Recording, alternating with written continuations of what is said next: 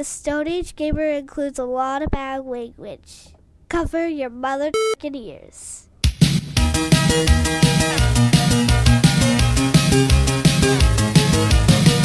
Good evening and welcome to the Stone Age Gamer Podcast. I'm Kris Randazzo and joining me tonight is Special Color Edition Dan Ryan. Oh, we might be hearing about that later. Ooh, a new month has reared its ugly head, and thus a new starter kit must be compiled. This month we tackle the Game Boy Color. Grab your favorite fruit-flavored handheld because the Stone Age Gamer Podcast starts now. I like boysenberry. Mine was kiwi. No shit, my Game Boy Color was kiwi. I think I had the blue one. I don't even remember. Oh, what was the blue one? I know the blue N64 was ice. The purple one was grape. The pink one was berry. That was funny. My friend Adam, who worked with me at the Funco Land, he convinced a kid because we were sold out of all the Game Boy Colors except for the berry one. He was like, I don't want to have a pink one. And my friends will make fun of me. It's like, it's berry. It's not pink. It's more red than pink. And then he walked out with that Game Boy, and that thing was pink. That motherfucker was pink as shit. Hi, everyone. This is episode 392. It's the week of January 7th, 2022. That's right. It's 2022. That's so wild. We're here. We made it. It's the second year of 2020. Yeah, probably 2020 part 2. Part 3? I don't know. 2020 part 3. Ugh. Revenge. No, part 2 is the revenge. It's in part 3. 3D. In 3D. There you go. I hate all of it. Yeah. just Yeah. I'm supposed to be on vacation this week. Yeah. I took 2 weeks off. One to cover the kids while they had a week off of school, and then week number 2 so that I could this year is gonna be a butt fucking This year's gonna be brutal on a lot of levels. It's gonna be hard. So I had the opportunity to take some time. And having that week where, I'd still have to wake up in the morning, get the kids fed, dressed, drive them to school, and then pick them up from school, do homework with them, and work on dinner, and clean the house, and all that stuff. I'd still have to do all the things. But for a few hours every day for 1 week, I would have nothing to do but sit on my ass and play video games. And that was what I needed to get myself centered for the absolute just rape factory that's going to be 2022. Rape's not funny, but absolute rape factory is very funny. There's your episode title. That'll go over great. Yeah, probably shouldn't, but whatever. But then it snowed. Then it snowed a fucking foot outside. And usually I'm all for snow. I'm really excited about snow. And I did get the joy of saying to John, who was really upset about having to go back to school after a week of staying home and playing with all of his new toys. Yeah. I'm like, well, I have good news and I have better news. School's canceled today. And he was like, huh? What? And I said, the better news is, here's why. And I opened up the window and he was just like, that was a great moment. But then it was like, well, I was supposed to be dropping you kids at school today and then having a few hours to myself to do fucking nothing. Yeah. But instead, I was wrangling children. I was, cleaning and feeding and entertaining and fun. And they already canceled school tomorrow, too, because it's going to be really cold tonight, and the roads are going to freeze over again. And yeah.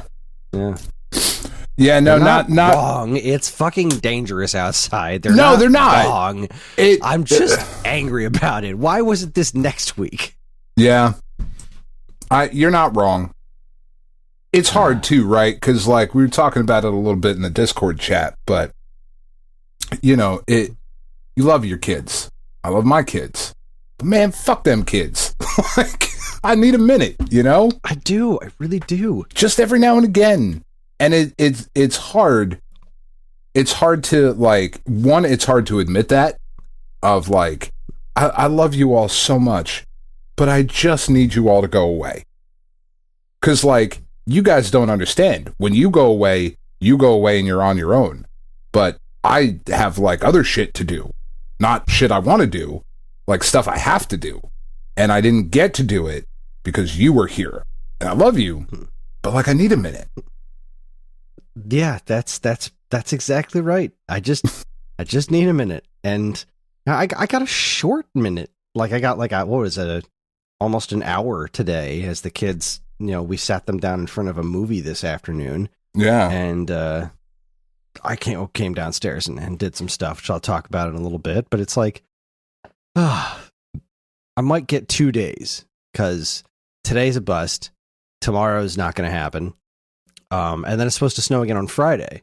Yeah. So if but not as much, I don't think, right? No, I can't really tell. It's too far out. Although you guys got slammed today. Got slammed. And that never happens where you live. Like, not anymore. It hasn't happened. Like, last year was the first time we got snow in 2 years. Yeah. And that was great. And, like, I was really excited to get snow again this year. Just not right the fuck now. And really, a week late, because it couldn't have been a white Christmas. Right? Couldn't have been a white Christmas. Can't have that. We've had, like, heat. I've been wearing shorts all week. Yeah. I was 60 degrees yesterday. Absolutely nuts. My balls have no idea what to do. Big, small, big. Close to the body. Big, in the body. Small. Yeah, we're hedging our bets. It's just awful. Oh, goddamn. All right. Well, what have you been up to, Mr. Dan? What's been cooking in your world, huh? Oh, what's been cooking on my stove? I've been playing the shit out of the Guardians of the Galaxy game. It is, God, it's really good. It's really shockingly good. And like, so spoilers for anybody who hasn't played the game yet. And Kris, you might not want to listen to this either, although I don't think you care as much as I cared. I don't, because I know I'm never going to get around to playing it. Okay, so spoilers, like fast forward like a minute or two. I don't know how long I'm going to talk about this. Not that long. But I turned the game off last night. I didn't have a chance to play today because of life. But I turned the game off last night right as I was about to fight Fin Fang Foom. And that just, it brought me such joy. Are you fighting him in space? On a planet, on okay, all right.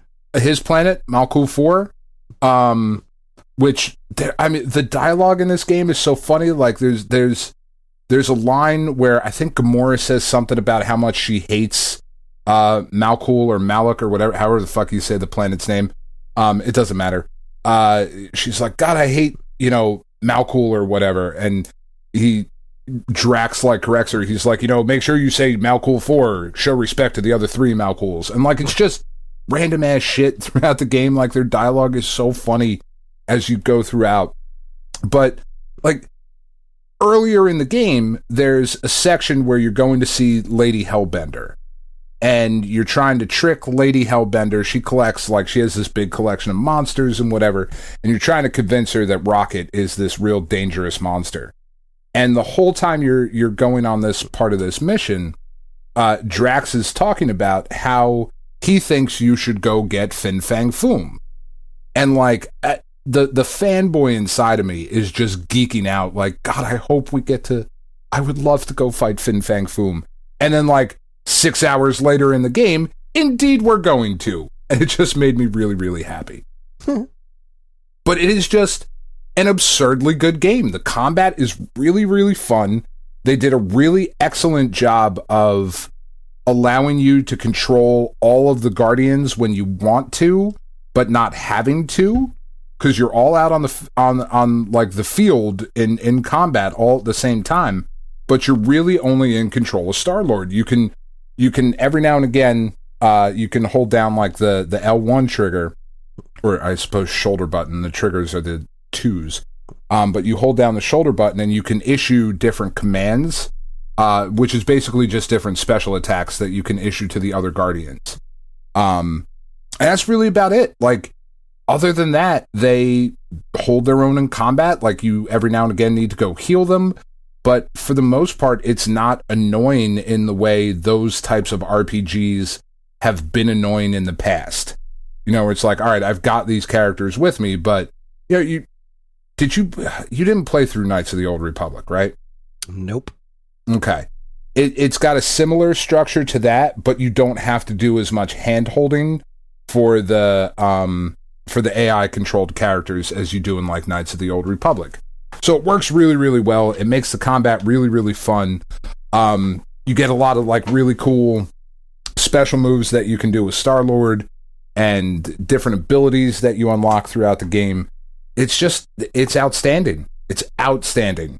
I'm blown away by how much I like this game. And every time you land your ship, there's a joke really early on in the game. Like, the game asks you to do it. It directs you as Peter Quill to walk over to the fridge that's on board the Milano and to close the door. And Peter says something to Rocket about fixing the fridge. And Rocket gives him some sort of blow-off line of, like, I'll get to it when it's important, or, you know, whatever. And then throughout the rest of the game, every time you exit or enter the Milano, the fucking fridge is open. And you can walk over and hit triangle and close the fridge every time. And I do. Because it makes me really angry, because the food that's in there is going to go bad, Chris. And I don't want them to get hungry and have spoiled food. And, like, I walk over and out loud, me and Tiff are sitting on the couch playing this game, and out loud I will walk over and go, son of a bitch, and hit the fucking triangle button. And she laughs at me every time. And I'm like, what? The fridge is open. She's like, you're such a dad. I know. It's really great. But who leaves the fridge open? Right. Why is the fridge open? It would drive me nuts too. Oh my God, it drives me always crazy. Close the fridge. Oh wait, I have to every single time I walk by it. I have to shut the goddamn fridge. Makes me so angry. So I guess they don't have those fridges that beep at you when you leave them open in space, huh? No, they don't have those. Apparently that technology hasn't made it yet. Just like the iPod. It's called a Zune. I fucking had a Zune too. I loved it. Anyway, one of the cool things about the combat system is you can, in the middle of a battle, once you've filled up enough kills or whatever, you can do a huddle where you call all of the Guardians over to you and you huddle up in the middle of battle. And Peter does this by holding his Walkman up in the air. You know, it's just, guys, huddle up. And there's some dialogue, and you get 2 dialogue options to pick from. And if you pick the correct dialogue option, you give a buff to the entire team.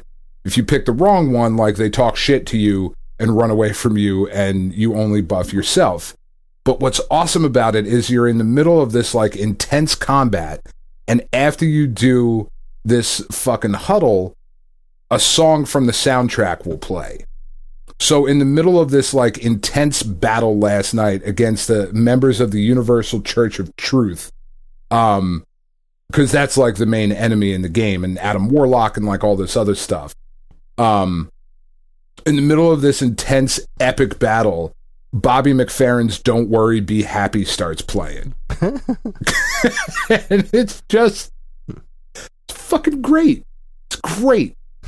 But the developers, it's Eidos Montreal, and they were smart enough to include, there is an option that you can switch on and off at every time for streamers, where all of the licensed music in the game is replaced by a generic soundtrack. So if you're streaming the game, you can turn off all the licensed tracks so you won't get hit with DMCAs. Well, that's pretty nice of them. Right? That's like, it's so smart. And it makes a ton of sense, right? Because they can have people stream their game and not get in trouble for it. It's a really well thought out game. It's not perfect. There are glitches. There are things that drive me crazy in these types of games where, like, if you walk too fast, you miss some of the dialogue because you're triggering the next event. You know what I mean? Yeah. Uh-huh. And, like, that kind of stuff drives me crazy. I ran into that with the original Psychonauts a little bit. Yeah, that sort of thing where you're like, oh, I stepped on the fucking line because I got to the next thing too quick. But, like, it's just really, really fun. Yeah, like, highly recommend this game. Shocked, Kris. Pleasantly so. I gotta say, I've been hearing a lot of really good things about this one, and maybe someday, but when it comes to modern AAA games, I'm pretty well far behind. Yeah. I mean, I am too, for the most part, but like, you know, this game has been really, really great, and all the actors that are playing the characters sound, they're like people that I haven't really heard before. Like the guy who's playing Star-Lord has been on a bunch of like Hallmark movies and whatever. So it's not like, oh, well, that's, you know, Nolan North doing that voice.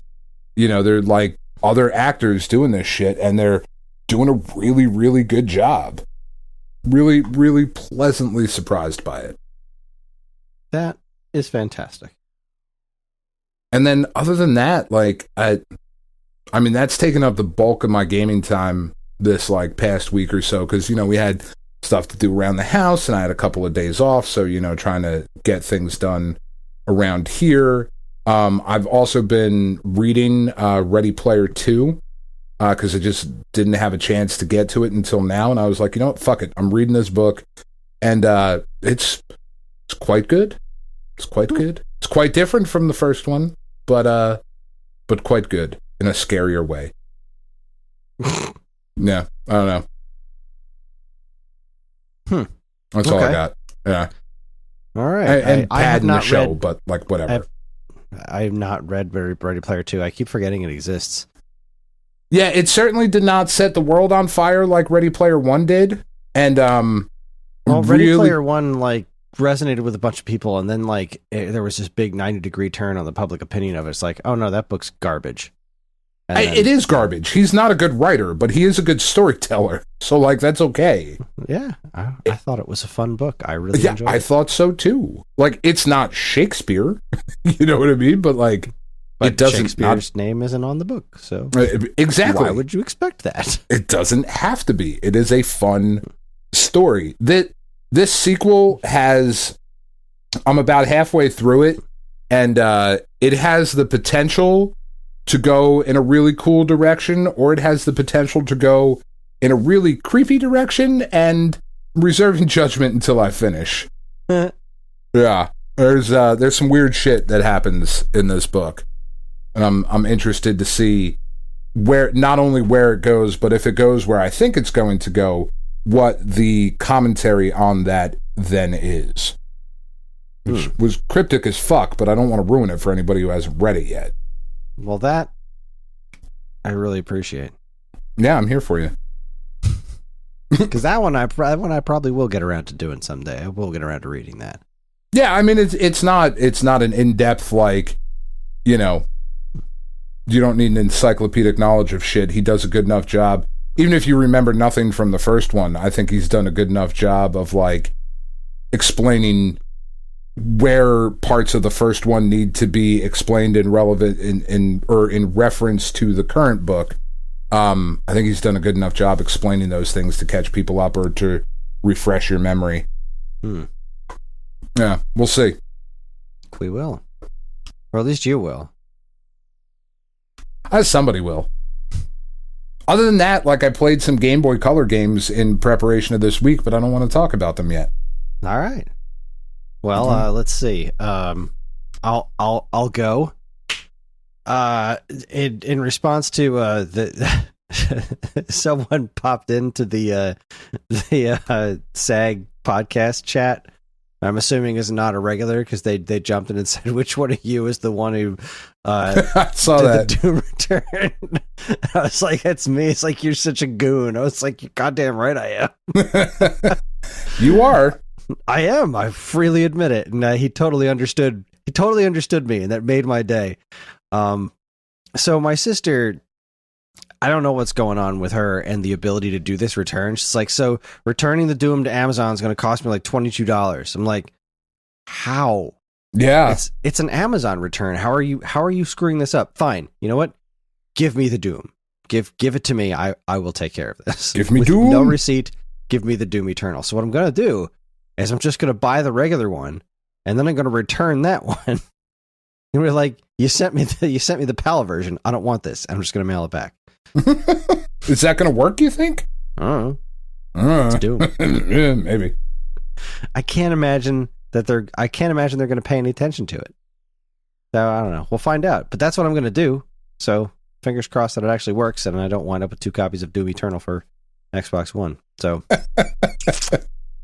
I keep one sealed. Be worth money one day. Oh, without a doubt. I'll keep it next to my copy of Nicky Doyle Wild Thing #1. 100%. It is an investment. It is a strong investment. I didn't go so far as to use the modifier strong. Well, it has the thick cardboard cover. In that case, it's very strong in comparison to your standard comic. Ew.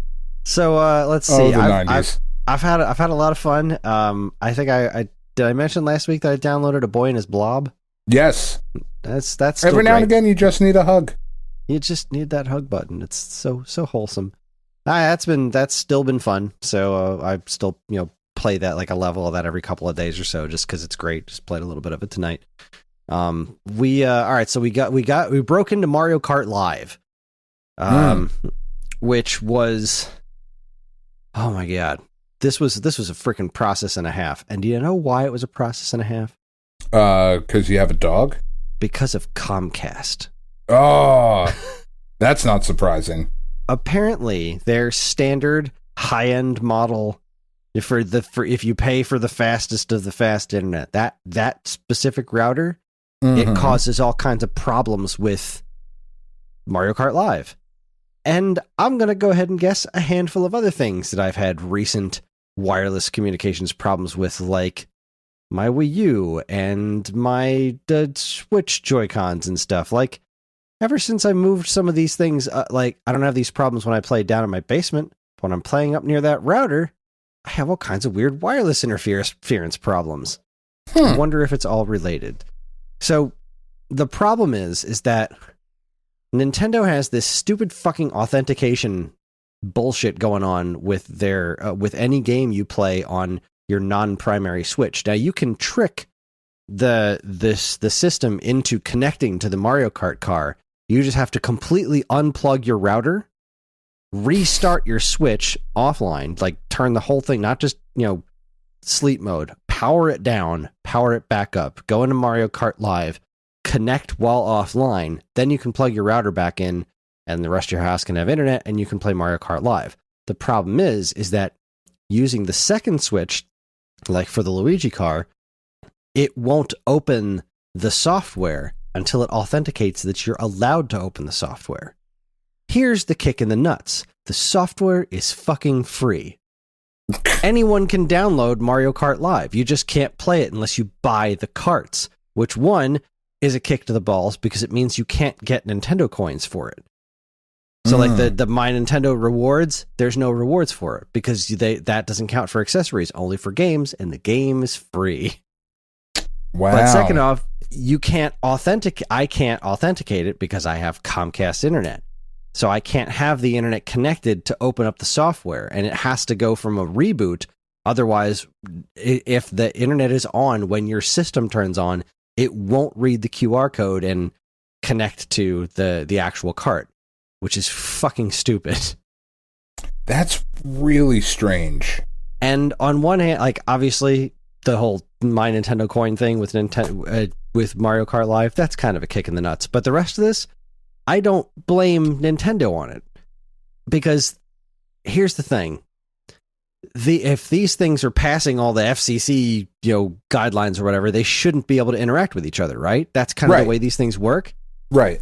I feel pretty confident that Nintendo's not the one. If I got to choose between, well, let's see, is Comcast fucking up by not being FCC compliant, or Nintendo? I'm going to vote Comcast. Yeah, 100 times. I'm pretty sure they're the ones that are not FCC compliant here. And I could be talking out of my ass, but I'm just kind of assuming that's the situation. These things aren't supposed to be able to cause interference with one another, and yet here I am.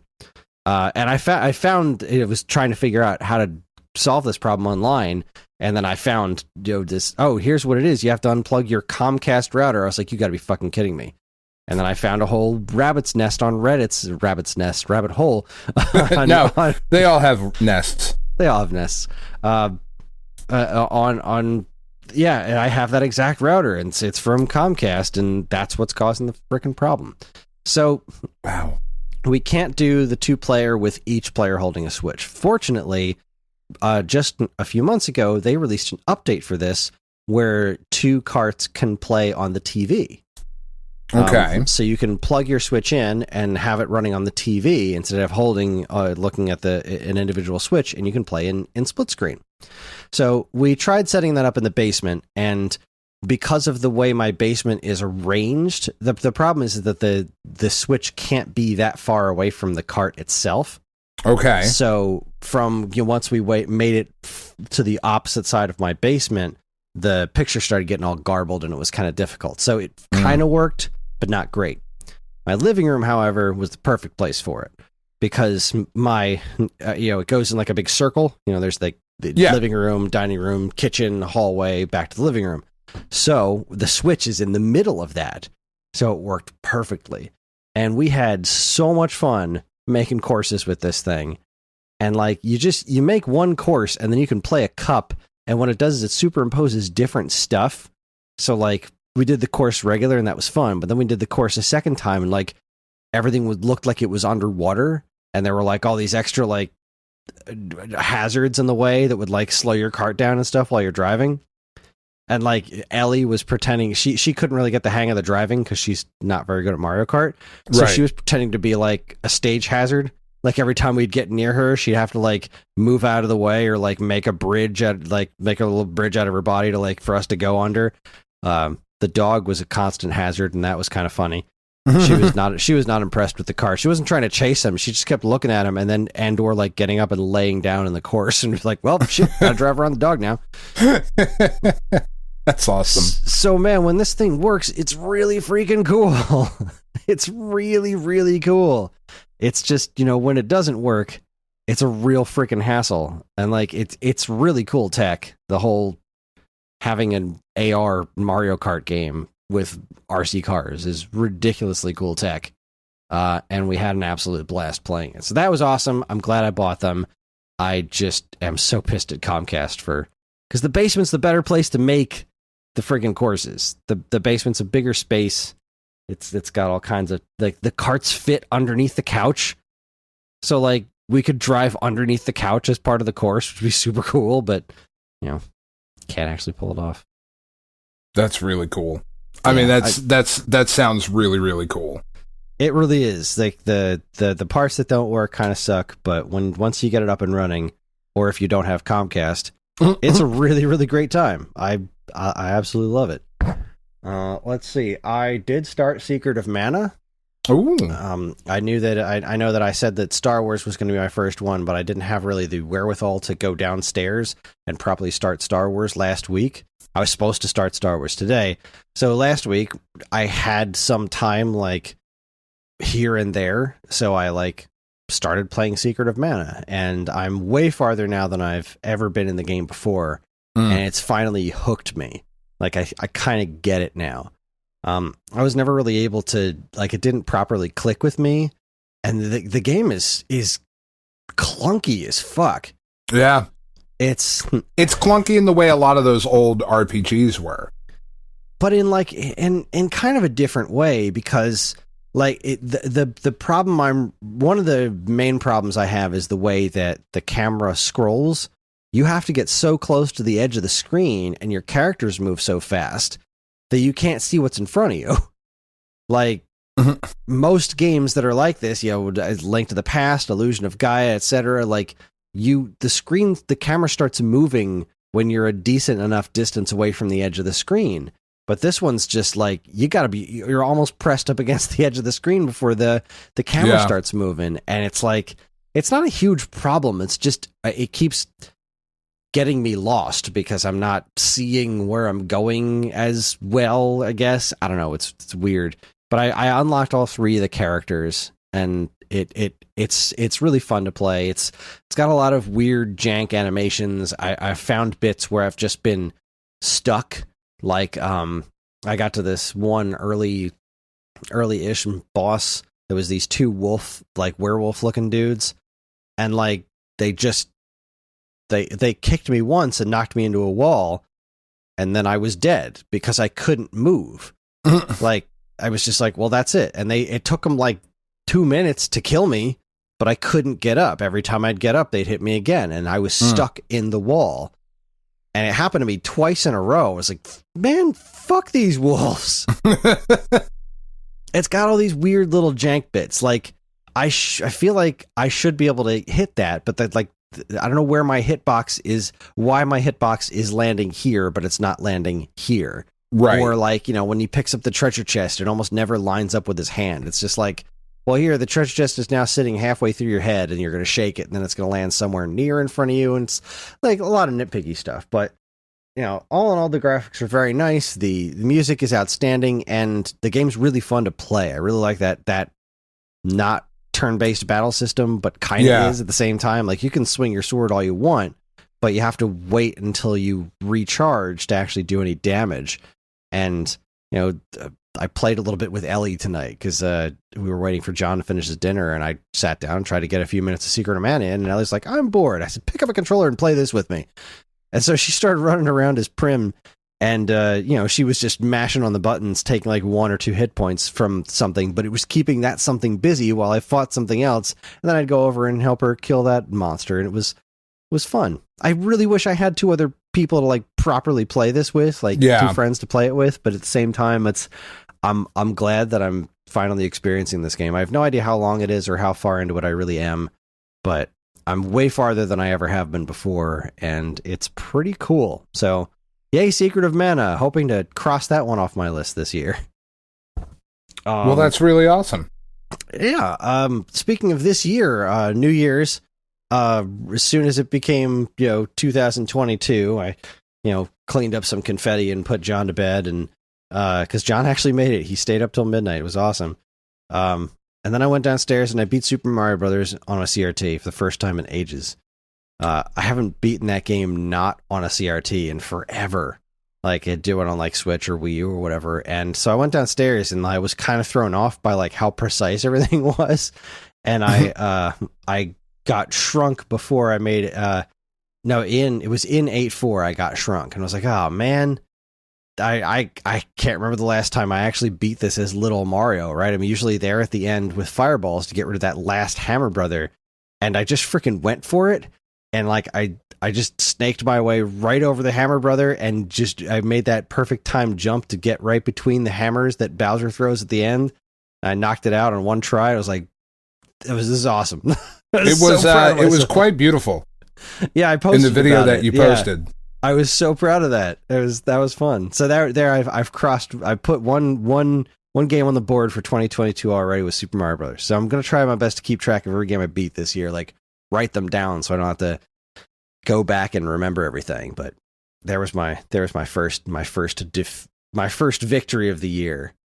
All right, let's see what else. Secret of Mana. Oh, John and I tried Killer Queen Black. What is that? You talked about that before. Have I talked about that before? Why does that sound familiar? It came out on Switch a while ago. Apparently, it's like a big deal in arcades, and I got it when it was on sale, right when it first came out, and I'd never tried it because it's a specifically multiplayer thing. And John's always been really interested in it because the cover art's super cool, and we finally were just like, heck with it, let's do it. Let's play Killer Queen Black. So we learned how to play it. It's pretty complicated, but it's really freaking cool multiplayer game. Like, you gotta have like 8 people. It's an 8-person thing. It's kind of like a more complex version of Joust almost. So like, you're these kind of like bug people. You're little bug dudes, or you're the bug queen. And the queen and the dudes have different rules. Each match can be won one of 3 ways. Either you kill their queen, you race a snail from one end of the screen to the other, or you collect enough seeds to fill up your seed pod area. Okay. So the queen can fly, so she can fly around freely and she can do attacks, but if she dies, you only have 3 chances to die as the queen. If you're a regular dude, you can die as many times and respawn as many times as you want. And they just run around defenseless, and they can pick up and throw seeds. So you can like kind of create a chain between different players to like throw a seed here, then throw a seed and put it up in the pod, and like kind of make a whole transaction going that way if you want to. Or they can go into these little areas where they can power themselves up, where they can then gain attacks and fly, or they can jump on the snail and start racing it across the screen to try to get the snail over to the edge to their side, which will finish the match and win the match. That's probably the simplest way I can explain it. It is kind of complicated, but holy crap, it's a really cool game. That's cool. It's got online, and I had no problem finding a match. After John and I played through all the training levels to kind of understand the way the game works, then you can't really play against the computer, at least as far as I know. So then we jumped into like an online match. We played like 2 or 3 matches, and we got our asses kicked because people are really good at this game. But it was really freaking cool. I would love to play this with 7 other people in person someday. It was awesome. That sounds really, really cool. I know we had talked about that. God, probably when you bought it. Either that or when it was announced that it was coming to Switch, because it was people were talking about it like it was a really big deal because this is some sort of big deal in arcades, but I had never heard of it before. Yeah. But yeah, we definitely mentioned it. I cannot remember the context, but yeah, if you got people to play it with, Killer Queen Black is a freaking cool multiplayer game. All right, then. Yeah, and let's see. We're still doing our regular family night stuff. Mario Party's still going over well. Big Brain Academy's still in the rotation. We've been playing a lot of Mario Tennis Aces, which is weird because I played it for like a week when it first came out and then kind of put it down. Yeah. And it may be a little bit more than a week, but I didn't stick with it very long after it came out. But then we were looking for something to play not that long ago, and nobody wanted to play the games that we had been playing. And so I was like, how about Mario Tennis? Or it was when the N64 one came out. The N64 Nintendo Switch Online. We played a little Mario Tennis, and they thought that everyone thought the game was really fun. I was like, well, you think this is cool? Check this shit out. So I popped in Mario Tennis Aces, and everyone loved it. So we've been doing doubles matches with like me and Ellie versus Karen and John, and it's been really fun. And like the core of that game is really good. It's an excellent tennis game. It's very, very Virtua Tennis. Like just the very basic tennis principles work extremely well in it. And the super special stuff is not so overbearing that it's like, it's become like its own goofy Mario Kart version of tennis. Like you can get the power moves, but the power moves can be countered with just timing. So like every time you make a successful volley, you get a little bit of this, like a power ring in the corner. You get a little bit of this power that charges up. Now, if it charges up all the way, you click the L and R buttons and you go into your super special move that's really hard to block, and because it'll either just blast right past you because you get to aim wherever the hell you want, or if you launch it and the person doesn't block it correctly, their racket will break and then you get the point anyway. So like, but charging that up is kind of difficult because one of the other things you can do is you can use that meter, kind of like, think of it as your super meter in Street Fighter. You can also use that meter to do the equivalent of EX moves, like in Street Fighter 3. If you want to power up just a regular move, making an EX move, it's going to cost you some of your super meter, but it makes that move more powerful. What you do in this one is that you can actually slow time. So like, let's say they got a shot and it's going way far away from you. It's like, I can't reach that. Hold the L and R buttons, and as long as you're holding them down, your meter's going to start draining that stuff you've been saving up for your super move, but everything goes in slow-mo, and you can then run super fast to try to catch that ball that got past you. So it's this like risk-reward thing that works really well without breaking tennis, because like you can't constantly do it because it drains that meter fast. So if you manage to save up enough meter to save yourself a shot, if you get a ball that's super far away from you, it's going to cost you that much more time to be able to do your super, which is almost like, not almost like a more guaranteed point. It's a really good game. That sounds really cool. I think what everyone was pissed, and what I was kind of pissed about too, is that like they added a story mode that wasn't quite what like the old Game Boy ones were, like the RPG mode, which is kind of what everyone wants it to be. Right. But as far as being a multiplayer experience, it's great. It's a freaking good tennis game, and it's been a long time since I've had a freaking good tennis game. And I remember when I first got this, what was it, like 2 years ago now? Yeah. Yeah, it's been out for a little while. Like nobody wanted to play it with me. Ellie couldn't have played that game 2 years ago, and John. No, sure. John wasn't really interested in putting his hands on the controller to try to play that game. But they're better at the games now, and now we can all play together. And it has to be evened out with John and Karen teaming up, and like me and Ellie, because Ellie's kind of useless. Sometimes she's on the ball. Sometimes she's just returning shots left and right. And then other times she's like, I'm just going to go left for a while. just walk right off the freaking course. And like the character roster is hilarious. There's like so many characters to choose from, and they all have really goofy ass animations, which crack me. There's so much personality. Like John was Boom Boom tonight, which I had never been because I don't particularly care for that character. Sure. But like, what is Boom Boom from? Mario 3. You know those guys in the castle in Mario 3 that just move their hands up and down and rush at you? They're like the mini bosses of the castles. Yeah. So if you move left and right, he starts doing that. No matter what you're doing, he just starts thwacking his arms up and down when you move left and right. And John just kept doing it back and forth, and it looked hilarious because it's absurd. And he was doing it this one time where he just walked right up to the net and started going left and right, back and forth, doing this stupid animation. And Karen served the ball and thwacked him right in the head with it. She was hilarious. You can be a piranha plant that plays with the racket in its mouth. Same with a chain chomp with the racket in its mouth. When he serves the ball, he balances it on his head.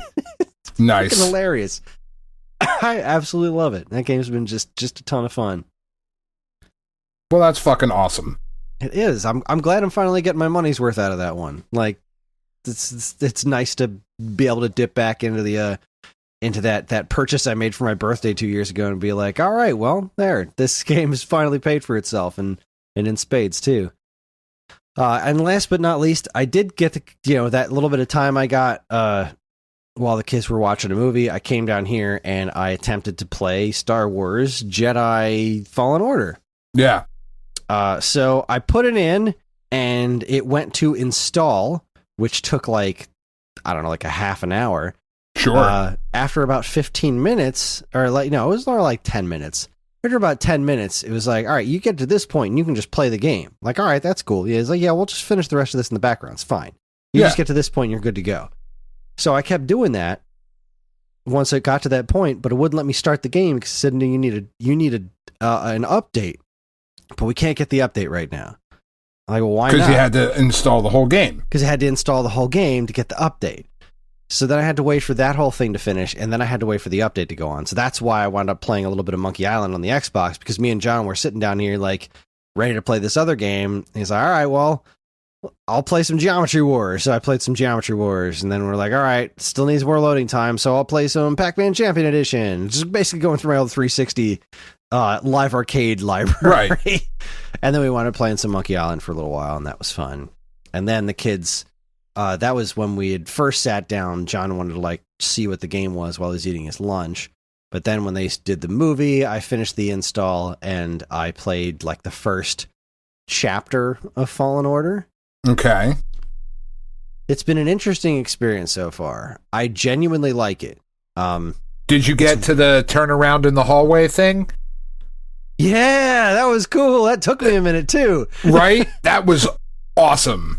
I kept hitting the unlock button. I was like, do I have to restart this? And then I was like, I don't know. And then I kept trying to go backwards, but I forgot to turn the camera. So he's just walking backwards. And I'm like, all right, he's always facing forward. What the fuck am I missing here? And then I remember that I could turn the right analog stick, and he turned around. It was like, wow, I'm on the Death Star or an Imperial ship or something. And then things got all weird and dreamy. And then he woke up. I was like, all right, that was really cool. Yeah. I'm not great at it because, you know, it's another one of those modern games that, like, you know, like Metroid used every button, but it taught them to you like one at a time. And this was just like, I don't know the Xbox controller all that well. So when I had to use the Force to save that dude when we were falling off the thing, it was like, press this to use the Force. Now, first off, it's in this tiny ass writing, and I'm all the way across the room on my couch, and I'm like, what the fuck does that say to use the Force? I'm clicking every button except the one that it's telling me. It's like, what the fuck's an LB? I don't know what that is. The left bumper, man. Yeah, but like, I thought I was pressing what the left bumper was, but it wasn't the left bumper. Because, like, where's that damn controller? Hold on. The headphones. All right. Headphones back in. So, I'm pressing what I thought was the left trigger. Right, that was my problem. I thought it was saying LT, but it was saying LB. So I'm pressing the left trigger, and then I'm pressing the left analog stick. And then I'm like, oh, fuck, it's this L thing. This is the LB. I was totally fucked it up. I was every kind of wrong. I did eventually get it, but it's like, I feel like the next time I pick this game up, I'm going to have no idea what I'm doing. But either way, what was super interesting to me about it is, like, I usually don't play these kinds of games, obviously. Obviously. And, you know, because I've talked about this a bunch before. I'm running into a bunch of issues with this that I noticed them similarly when playing Horizon Zero Dawn, and they're way more glaring in this than they are in that game. And it made me realize, it made me appreciate why I think people want more powerful game systems. Most of the games that I play, I'm like, why the hell do you need things to be more powerful? Everything looks great right now. Yeah. But this one, it's like, I'm playing on a base Xbox One, right? So these have already gotten more powerful. If I played this exact game on a newer console, it's going to run better. But, like, there's all this weird pop-in and stuff. Yeah. It's this kind of strange, uncanny valley look. Like, it looks great when it's standing still, or when it's in a very, like, this specific shot, like when you're looking off in the distance, and, like, when it's framing things very specifically, but also when things get close, or when the camera goes not exactly where it wants you to, things look wrong. Yeah. And I understand now. I was like, oh, okay, so you do need something more powerful to make this look the way you want it to. But the whole time I'm playing this, I'm running into the Inquisitors that were in Rebels, Star Wars Rebels. And I'm like, what was it? It looked like his Jedi Master was a Lasat, which is also a creature, a type of creature that I've only ever seen in Star Wars Rebels. And I'm looking at this whole thing with the art style, and, like, wondering why they're going with this hyper realistic art style for the characters, when that's what's looking wrong. That's what's making everything jank. That's what the faces all look weird, because it's like watching the Polar Express movie. It's like this hyper uncanny valley thing that just doesn't look right. When the environments all look really cool, and I'm wondering why they decided to go with a hyper realistic look as opposed to going with something more stylized. Right. So if they had done something more stylized with the characters, like Clone Wars, Rebels, or Bad Batch, or whatever, maybe not necessarily that exact style, but something that's an established animated style, this game would be fucking timeless.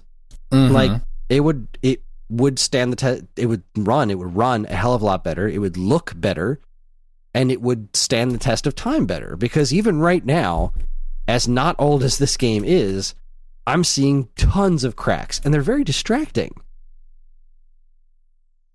But I'm assuming that, I so rarely play a modern EA game or a Ubisoft game or whatever. I'm assuming that the deal is like your modern gamer TM wouldn't want a game that looks cartoony. It's got to be hyper real and edgy, and it just drives me nuts, because I'm looking at this like, this could be so much more if it was allowed to have style. Right. And if I'm if I'm not watching live action Star Wars, I don't want my animated Star Wars to look live action. This is a freaking video game. Give me the fantastic, give me the fantastical Star Wars stuff. Give me style, because that stuff exists in Star Wars and it's usually great. I don't know. No, I get it. I get where you're coming from. I think there's probably some truth to that, of what people might want versus like what they don't know that they want. Does that make sense?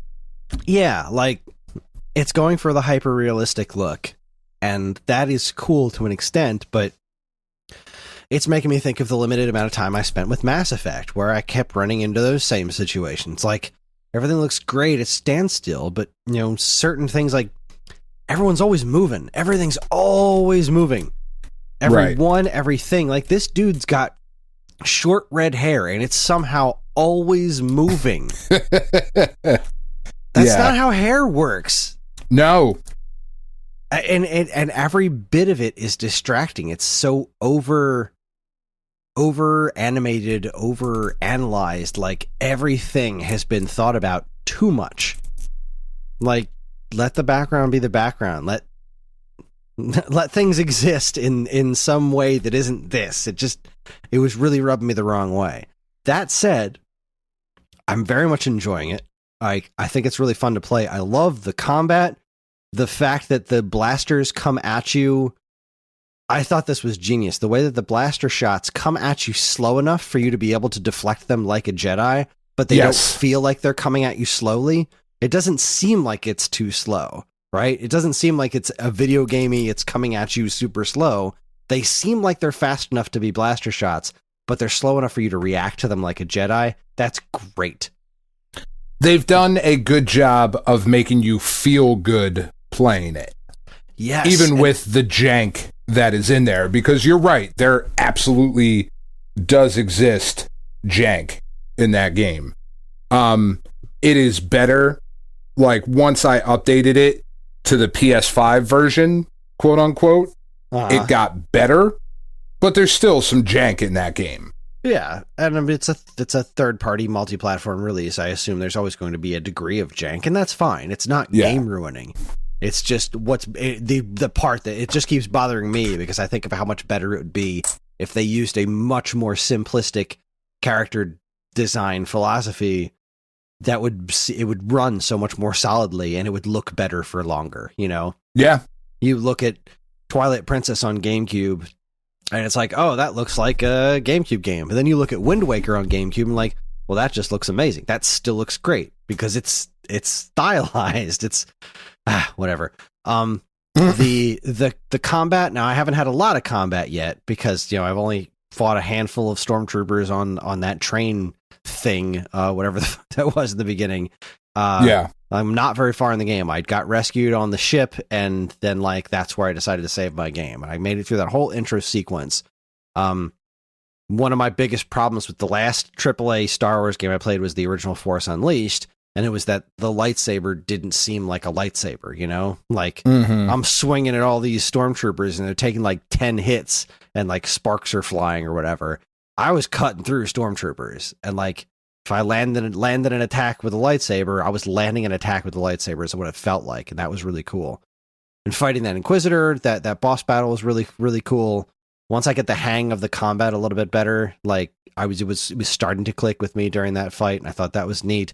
I was super sad when that Inquisitor stabbed that dude, and I knew it was coming because he was likable. From the get-go, I'm like, this is kind of a very relatable, everyman, older dude. This guy is dead. He is dead soon.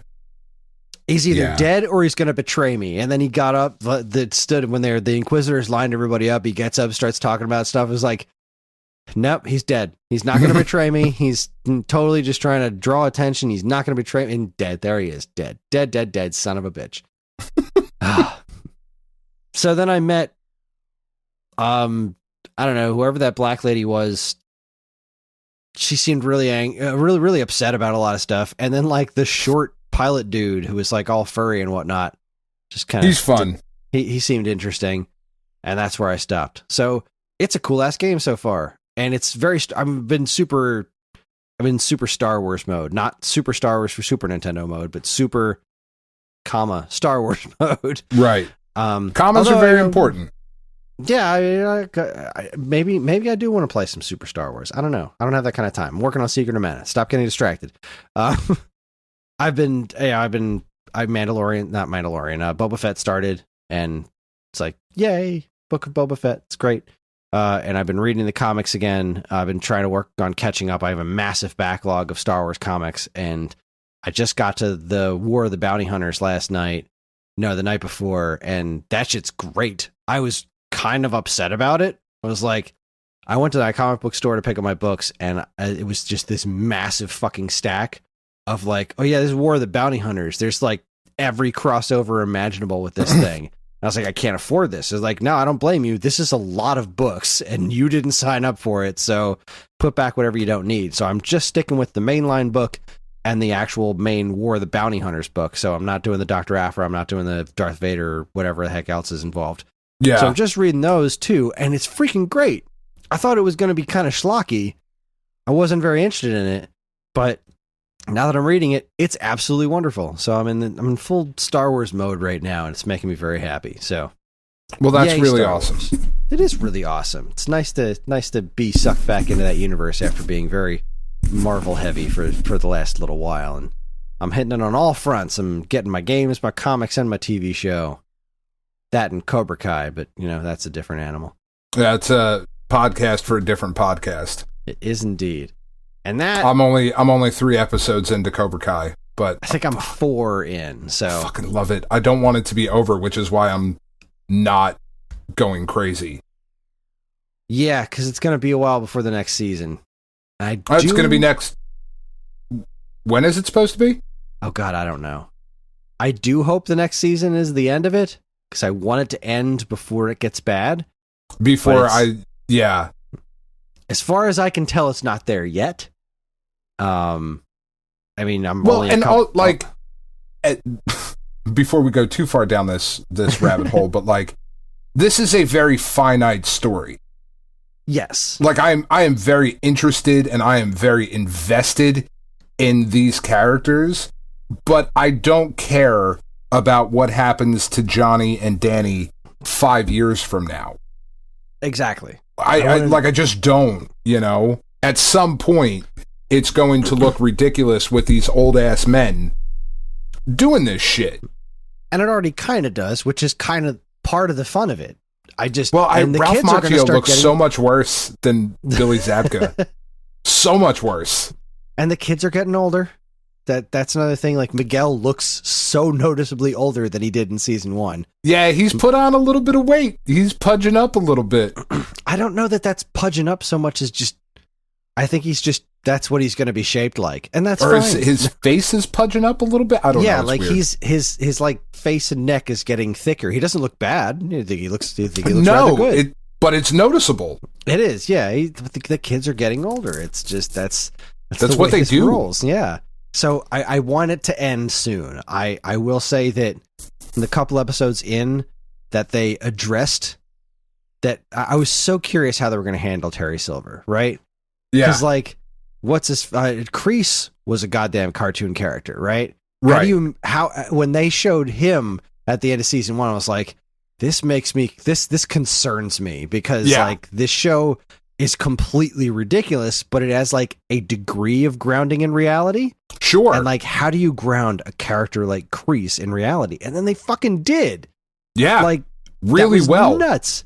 And I was then they're talking about Terry Silver. I'm like, okay, well, this is like Kris times 10. This guy was completely certifiably insane. Yeah. And you said you're 3 episodes in, so you saw the first meeting between him and Kris, right? Yeah, he explained his, like, I was so coked out of my mind. Right. And that was what I always was trying to, I was thinking when they said that Terry Silver's really, they have to say that he was just on 80s coke, because that's what he was. He was 80s coked up businessman. And he was like, yeah, man, I was a coked up nutcase. I spent my time terrorizing a school child. It sounds insane even saying. I'm like, oh my God, you did it. They actually did it. But they humanized him. They did, in such a fascinating way too. Like, yeah. I don't want to say anything more because you see where obviously he's joining the dojo because you've seen the trailers and the show, but like what he does when he joins the dojo I found fascinating. I'm finding him to be a very fascinating character, and it's obviously it's following certain beats where it's just like, all right, Johnny and Daniel, please stop acting like children, but also like, of course they're gonna act like children. That's the fucking show. Yeah. So it's like frustrating but wonderful at the same time. It's great. It's so good. It's so much better than it has any right to be. You're 100% right. It should not be that good. It shouldn't be. It should be really fucking stupid. And it should be really stupid, and we should have gone, that was neat, and not, God, I can't wait for season 5. Like, right? What the fuck is that about? And this here I am YouTube thinking, show. Right? It was just now like one of the biggest Netflix hits, and I'm over here thinking like, all right, let's redeem the next Karate Kid now, right? Let's get Julie-san in there. Oh, get Hilary Swank in there somewhere? Right?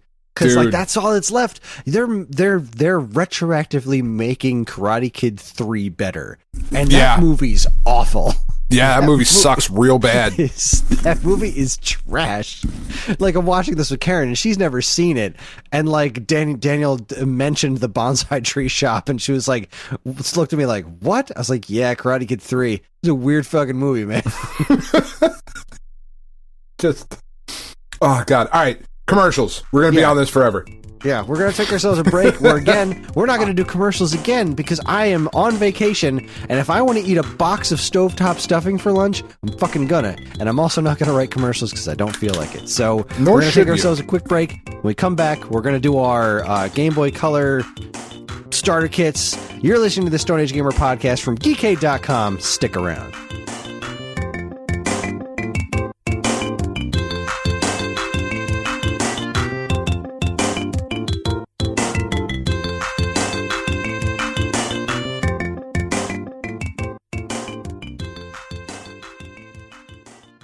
And now, here's a quick look at some of the other original content available now from our partners and Geekade.com.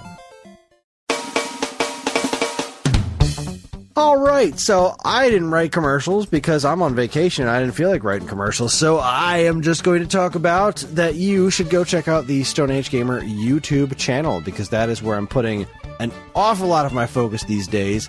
I've been having a ton of fun making new video content for it. I got a bunch of fun ideas for new countdowns. We do this Stone Age countdown thing where I do like weird countdowns.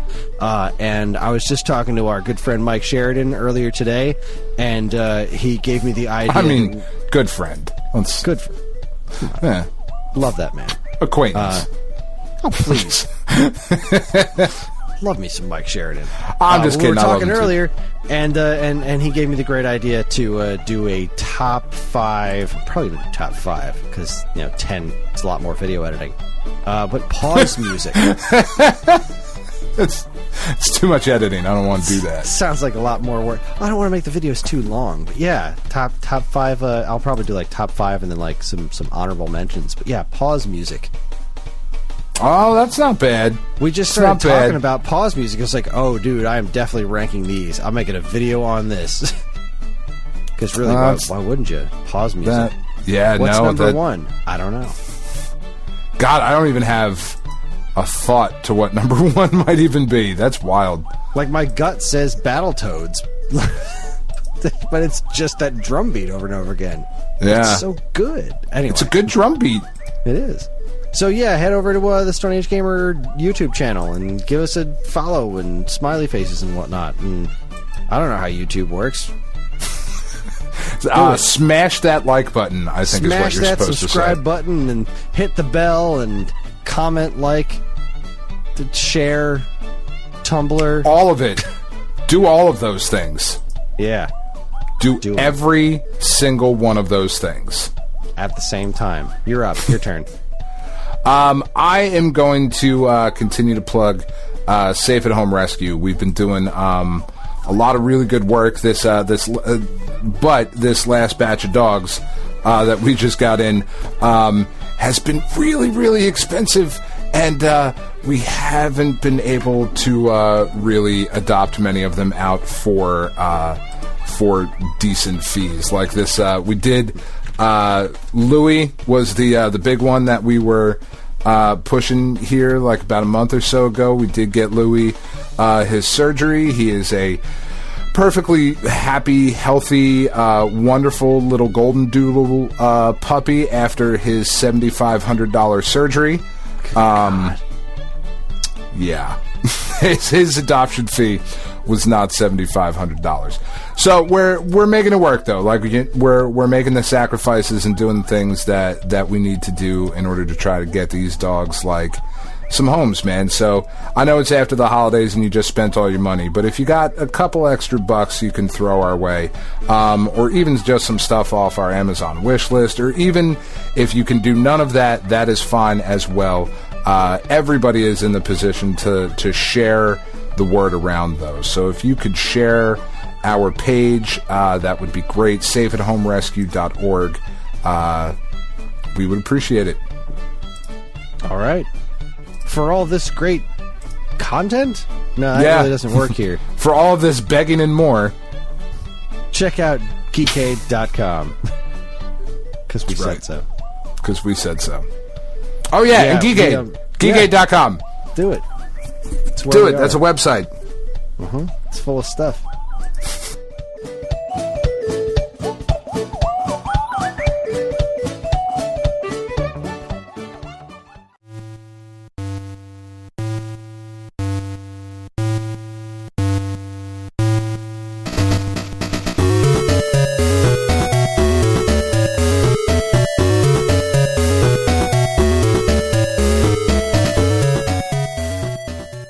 We are back. We are ready to do our Game Boy Color list. This was so much harder than I thought it was going to be, because like there's not a ton of Game Boy Color games. So I figured, all right, this shouldn't be too hard to just hit a handful of the like lesser known ones that I like and call it a day. But even some of the lesser known ones started adding up. Like, yeah.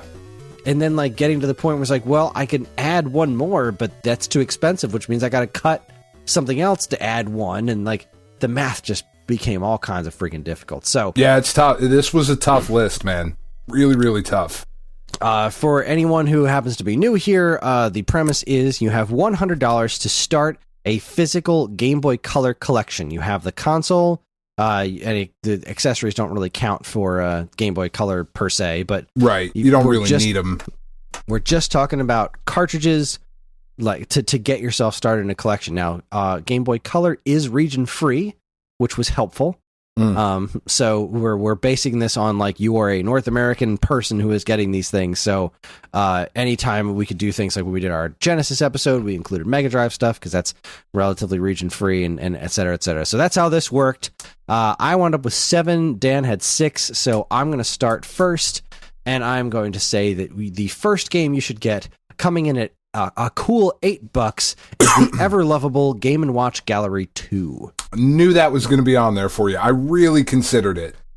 Because it's a great game, and it's a great Game Boy Color game. It's I really wanted to pick things that played specifically to the console's strength, and also things that kind of showed some of the best of what the console has to offer. And some of the best of those wound up having to be cut, which was just freaking tragic to me because they're wonderful games, but they're just too goddamn expensive. Yeah. This, however, coming in at $8, well worth it. It's a wonderful pick up and go kind of game. It's got cute, colorful graphics. It's got all the Mario characters tacked into the original Game & Watch classics. A bunch of good ones. They're still fun to play, especially the enhanced modes. It has wonderful music. It has outstanding music. Game & Watch Gallery 2 and 3 for Game Boy Color have way better soundtracks than they have any right to have. There's just some spectacular music coming out of these things. And it's my first pick. All right. I can't argue with it. Like I said, it was close to making my list. But I'm really interested to see. I feel like there might be a couple of similar games on here. Pretty sure there's going to be. Yeah, we'll see.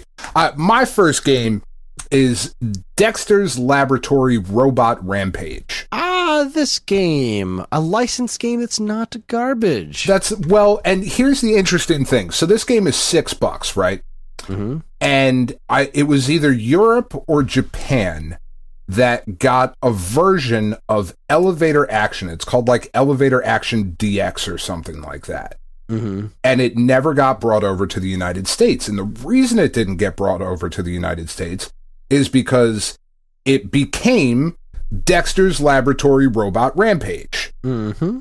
It is this weird, like, updated elevator action game that still has some issues and is still a bit clunky, as elevator action was. And it's kind of weird with some of the Dexter's Laboratory stuff put on top of it. But it's elevator action. And elevator action is great. And Dexter's Laboratory was great. Yeah. I've played a little bit of this game. It's a fun little game. It is a fun little game. There's some cool little puzzles in there. There's some cool stuff you can do. It's $6. Yeah. It looks great. It sounds pretty good, but it looks, I mean, at the time it was like, oh my God, this looks just like the cartoon. Which it doesn't. But it looks close enough. It's really, really good and definitely worth your $6. Yeah, there's a couple of interesting games like this that didn't make my list that I just wound up cutting. There were licensed games that turned out to be actually pretty decent. Yeah. The first one that comes to mind is there was a Monster Rancher game. Yes. That was actually Solomon's Key. Mm-hmm. Which is really cool. It didn't quite make the list for me, but yeah, Dexter's Lab, solid pick. Yeah, I have, let me see, a couple more. I actually have 2 more licensed thingamadoos on here. Okay, well, maybe our lists are going to be pretty different. That's kind of exciting. All right, okay, what you got? All right, my next one is a game that I'm so happy I was able to fit onto this list thanks to finding the loose Japanese version for all $14. And that would be the Game Boy Color exclusive Kirby Tilt and Tumble. Oh, that was only $14 in Japan. I didn't actually look at any Japanese games. While I was making my list, I forgot that it was region free. Yeah, this one made me real happy. This was where I actually found that, because I was looking up on Price Chart to get my prices for it. I was like, all right, I know Tilt and Tumble's expensive. How much is it? And then I saw the Japanese one right under it for 14. I was like, damn, yes, sign me the hell up. Yeah, because this game is such a treasure. Kirby's great, but this one is motion controlled. Mm-hmm. It's got a gyroscope built into the freaking cartridge, so it is very exclusively Game Boy Color, and it works really well. It's super clever. It's very charming in a Kirby way. It's got really good animation for like moving Kirby around. Like the gyroscope controls work incredibly well. This is such a cool game and such a unique Game Boy Color game. I'm so glad I was able to get it on the list. Kirby Tilt and Tumble Japanese version. American version is spicy though. It is a very good game. As much as I dislike Kirby, it is quite a good game. I cannot really argue with it apart from fuck the loose Kirby. American one is $50 goddamn dollars. Yeah. 14.12 in Japan. That's nuts. That is nuts. I have that game complete in box. It's worth $188. You freaking kidding me? Yeah, absolute insanity. That's absurd. So here's a game that I don't think is going to be on a lot of people's lists, but I saw it recommended a few times over the last week, and I was like, you know what? Let me check this game out because I like the character. And it's only $15, and it was actually one of my favorite shows when I was a kid. And I was like, all right, let's see what we got here. And that would be the Inspector Gadget Operation Mad Cactus. Huh. It is not the greatest game in the world. However, it is a very fun Inspector Gadget game. And what was the price on that one? $15. 15. That's a high price for a game that's just kind of good. Sure. Yeah. I'm with you. However, such is my love for Inspector Gadget. Inspector Gadget. I fucking love it. I love Inspector Gadget. I mean, my kid's name is Penny. Oh my god, I never pieced that together. Yeah. Like I loved Inspector Gadget when I was a kid. That cartoon was like one of my favorites. Yeah, it's great. And like what's really cool about this game, again, one of the things that I think worked really well in this era of gaming was when you had animated characters like from cartoons or whatever, and we made games from it. While the games themselves may not have been great, they looked good because you're just translating a cartoon over to sprites or pixels, you know? Yeah. So there wasn't that like, well, this doesn't look real, you know? So that this game looks really, really good. It sounds good. It's got the song coming out of your Gameboy speakers. When you're playing through, like you play as Inspector Gadget and you have gadgets and stuff that you can, like you have the hammer hat and, you know, the fucking spring arms and whatnot, like all that's in there. But Penny and Brain, your dog, like also pop up and like help you out throughout the game. It looks like you can freely choose between those characters. Yeah, like but if you don't pick them, like they will help you as you play through. Like it's just a really cool, short little fun action platforming game. I dig it. I dig it, and I'm old enough to be like, I don't give a shit. Fucking buy Inspector Gadget. Yeah, and I'm with you. I'm watching a playthrough of this right now. I'd never played this one before. I hadn't until this past week, because I was very much of the opinion, like, how good can this possibly be? It's pretty nice looking. I'm watching this world record speed run of it, finishing the game in 19 minutes and 29 seconds. And yeah, you go on the pause menu. You can choose between Penny, Gadget, and Brain, and at any time they all have their different attributes. It's pretty clever. I like it. Yeah, it's good little stuff, man. It's a good little game. That is a neat pick, not one that I would have expected. Well, that's kind of what I'm going for, I suppose.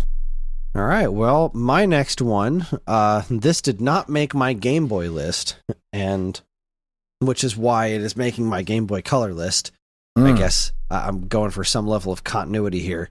But I was genuinely shocked to see that the Japanese version of this game was only $18, and that is The Legend of Zelda Link's Awakening DX.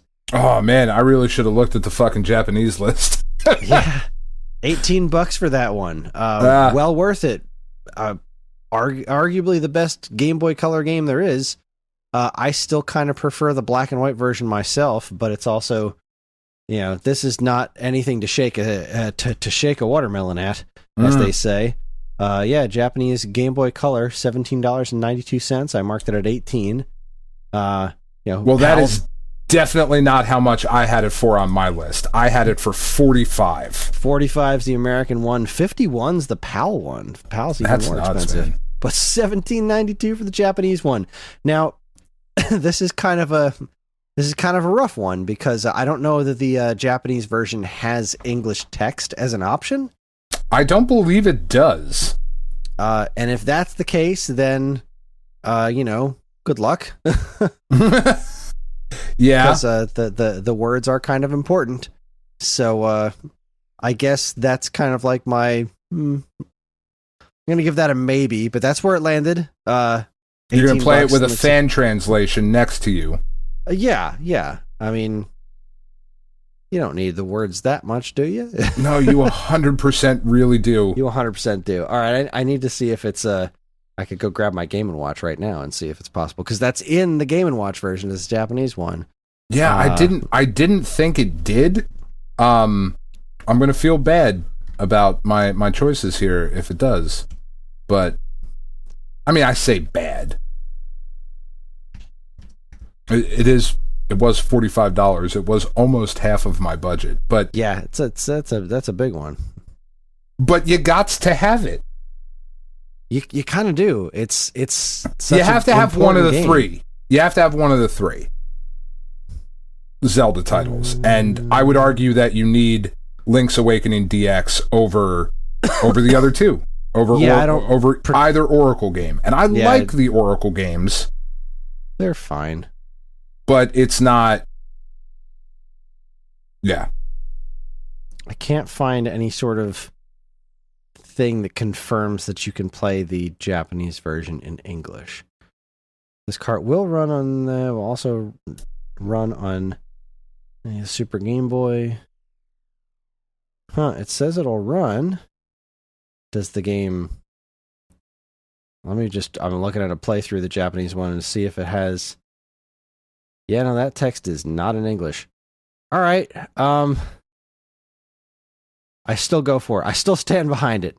Get yourself a Japanese one and use a walkthrough or something, because the game's too good, and this is the most affordable way to get it. Yeah, I mean, I disagree out of hand, but that's all right. That's fine, I suppose. Maybe I'm wrong. Maybe there's a way to get it to play in English. I'm gonna go ahead and say maybe there is. But yeah, do this in with a guide or something like that. Make it happen. Link's Awakening for $18. I couldn't say no. No, definitely not. All right, you're up. So, I mean, how the fuck do I... Anyway, all right, so I had, at $20, I had Mario Golf. Ah, good times. I really thought about this one too, but I haven't put any real time into it, so... It's really the RPG mode in it, that Nintendo was really good at, cramming into some of their sports titles. Because Mario Tennis had one too, right? Like it had a little RPG kind of thing going on. That's kind of why people love those specific versions so much. Yeah, like Mario Golf is just, and it's also a really good golf game.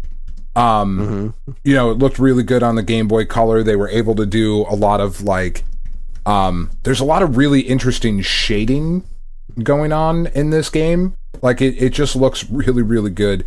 It plays really, really well. It's fucking Mario Golf. Like I can't really sell it to you more than that. Like it's Mario Golf. Mm-hmm. No arguments here. I don't have a huge sales pitch for it. Like it had a cool little. You had to use the link cable or whatever to play against your friends, but like you could play against people. There's a story mode. There's multiplayer. It looks great. What more do you need? That's a very solid choice. Well done. Upon further reflection, not to sidetrack too much, you cannot play Link's Awakening DX, the Japanese version, in English. I'm still going to stand behind my choice. It's worth it. I mean, if you want to argue that you play it with a translation guide, I mean, that sounds really fucking annoying, but I'm sticking with my 45. And you know what? Worst case scenario, it's got a really nice label. That makes it worth it. Awakening. Yeah, it's you could still play it with some sort of guide. It's still worth it for the $18. I'm sticking to it. That's fine. All right, what's your next pick? Oh wait, that was Mario Golf. My next pick. Yeah, Mario Golf. And that was 20, right? It's $20. What, Mario Golf? Yeah. Yeah. Yeah. Okay. Sorry, are you keeping track of these, or am I keeping track of these? You always keep track of them. I haven't been keeping track of yours except this week. Oh, okay. Oh well, whatever. All right, my next pick. This was one of the first games that I put on my list because it's one of my absolute favorite Game Boy Color games, and that is coming in at $13. Space Invaders. This is a spectacular modern take on Space Invaders. It's super fun to play. It looks nice. It's got great music. It's like this released around the same time as the N64 and PlayStation Space Invaders, right? Where they basically just said, all right, we're going to do Space Invaders. We're going to make it a little more fast-paced, and we're going to add interesting weapons to it. And I thought the Game Boy Color one was better than the console ones. And the console ones were pretty good. They were good. The Game Boy Color one just did it a little bit better. It had, I think more interesting weapons. It had better music. And this is a super, super cool modern take on a classic, on an arcade classic, which the Game Boy Color did a decent amount of. had some good arcade classic games pumped onto there for quick play, and I think this is probably the best one in my opinion, at least of the ones that I've played, and it's well worth the $13. Space Invaders. Yeah, I cannot argue against Space Invaders. Like, Space Invaders is just awesome. Like, the original one's awesome, but like this newer one is way better. Well, sure. No, that is a very, very solid pick. How much? $13? 13, yep. That's not bad. I feel like my next choice at $5 though is a really, really good choice. And I feel like it's one of those games that gets kind of overlooked in this company's catalog because it is a licensed game, but it's not for anything in particular. It would be Mickey's Racing Adventure. Oh, from Rare. From Rare. It is a Rare racing game, which, you know, they do pretty well with that. They do. I think this gets overshadowed because it released against Mickey's Speedway USA for N64. Sure. I think that's this game one of the reasons this gets overshadowed. This game is $5.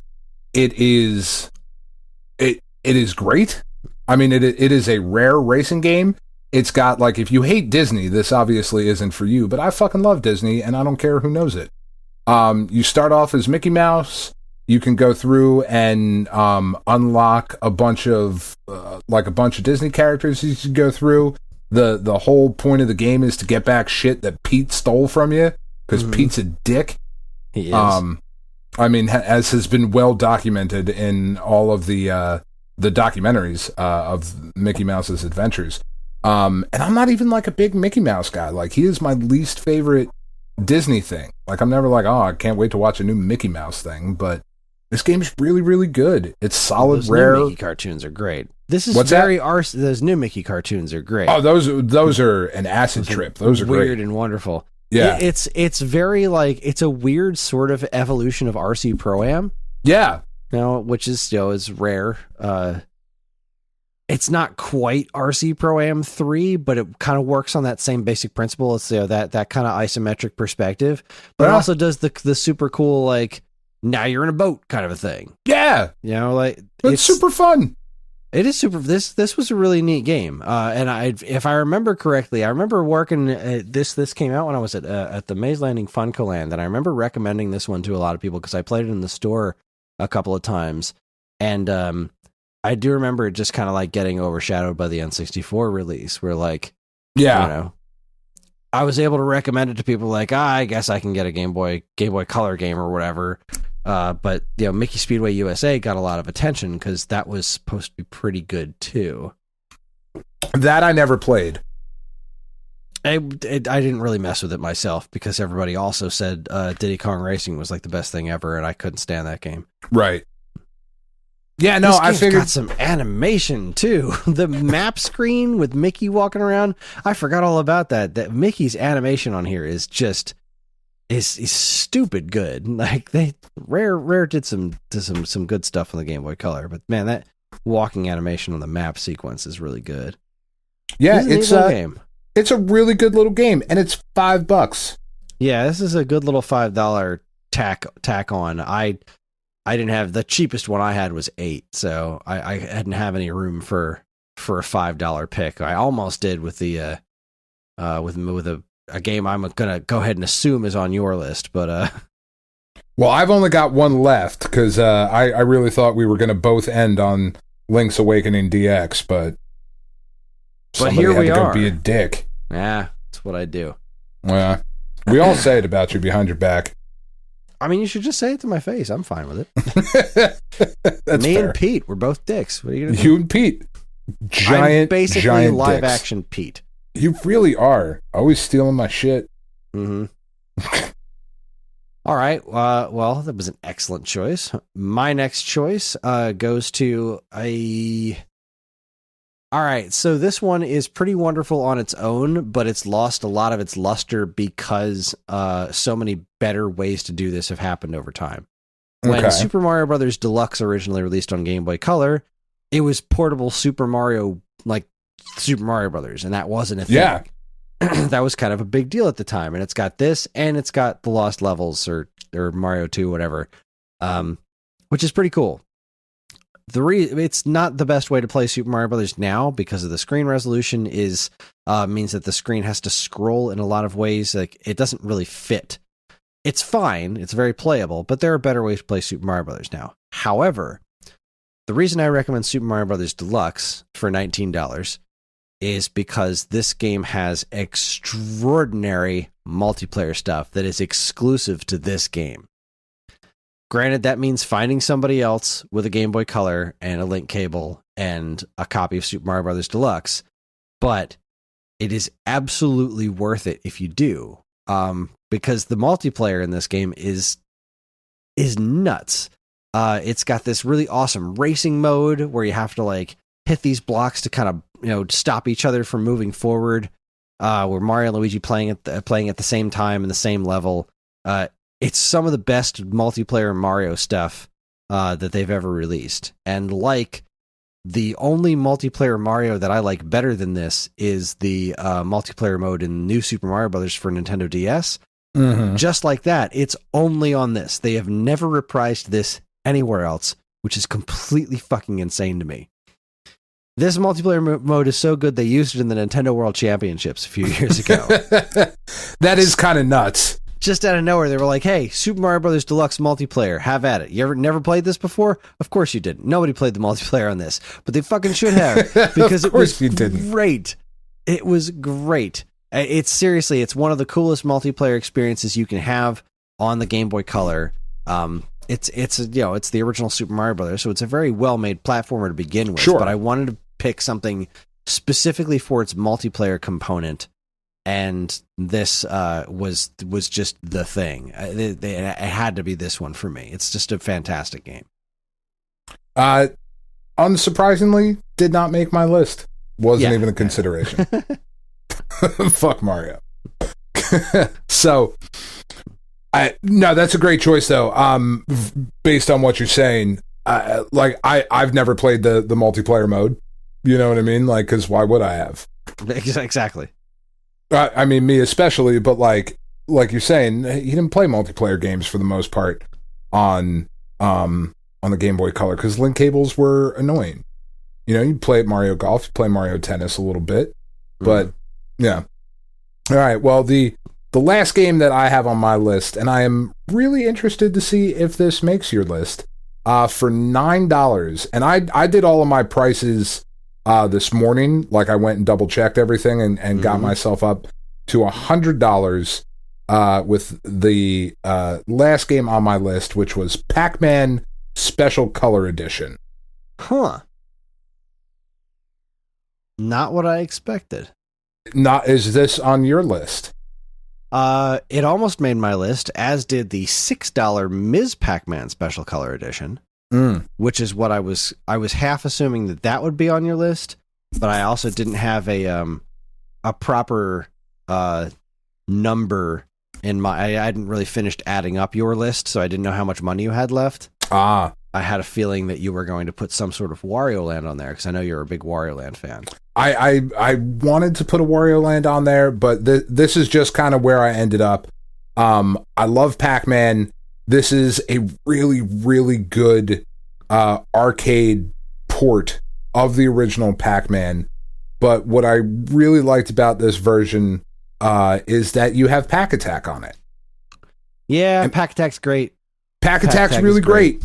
It's not Tetris, and it's like an interesting version of Tetris. Like, you can definitely see some like Tetris DNA in the puzzling aspect of Pac Attack.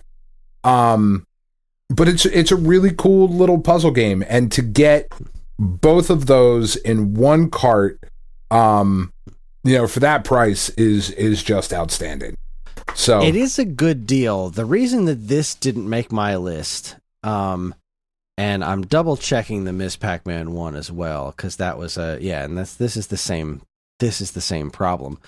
The trouble with these Special Color Edition ones, and really the official ports of Pac-Man and Ms. Pac-Man for a regular Game Boy as well, is that the game itself is kind of intrinsically broken because of the way it's presented on the screen. Yeah. The resolution for Pac-Man is, the original arcade version is this big vertical screen, and the way they do it in this is that you can't see the entire playfield at all times. Right. Which kind of breaks Pac-Man. If you can't see where all four ghosts are at all times, then it's way more difficult to properly play the game. So you're playing it with it zoomed in, and the screen actually scrolls around kind of like Junior Pac-Man, except it's got more detail because it's zoomed in. So it's not bad. It's just, it bothers me a lot. And I couldn't justify even the $6, that one, where it was like, okay, well, I could have picked Pac-Man, which was my first go-to because that's the one that I actually have. And then when I was looking for the price on it, I saw, well, that's, what is $8 you said?